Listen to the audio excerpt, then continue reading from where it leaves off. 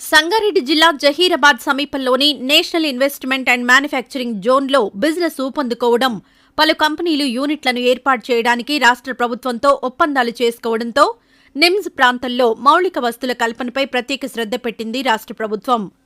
నిమ్స్ ప్రాంతం శరవేగంగా అభివృద్ధి కావడానికి అవసరమైన చర్యలు తీసుకుంటోంది. ఈ క్రమంలోనే రహదారుల విస్తరణ విషయంలో కీలక నిర్ణయం తీసుకుంది తెలంగాణ ప్రభుత్వం. నిమ్స్లో ఇప్పటికే 3 పరిశ్రమలు, ఒకటి Triton electric vehicles, VEM technologies లిమిటెడ్తో పాటు British EV tech startup one moto తమ యూనిట్లను స్థాపించడానికి రాష్ట్ర ప్రభుత్వంతో అవగాహన ఒప్పందాలపై సంతకం చేశాయి. యూనిట్ల కోసం ప్రతిపాదించిన భూమిని పరిశీలించేందుకు నిమ్స్ పరిధిలోని 17 గ్రామాల్లో ఒకటైన ఎల్ గోయిని ఆయా సంస్థల ప్రతినిధులు సందర్శించారు.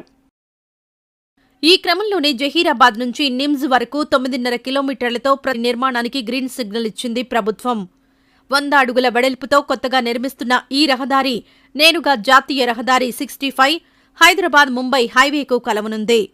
అదేవిధంగా రీజనల్ రింగ్ రోడ్డుకు సంగారెడ్డి జిల్లా కేంద్రం శివార్లలోని పెద్దపూర్ దగ్గర 40 కిలోమీటర్ల లోపల నిమ్స్కు కనెక్ట్ అవుతోంది ఈ రహదారి. జహీరాబాద్ నిమ్స్ రహదారి హుగ్గెల్లి, కృష్ణాపూర్, మాచనూరు, బర్దీపూర్ గ్రామ శివార్ల మీదుగా వెళుతూ రంజోల్ దగ్గర హైదరాబాద్ ముంబై జాతీయ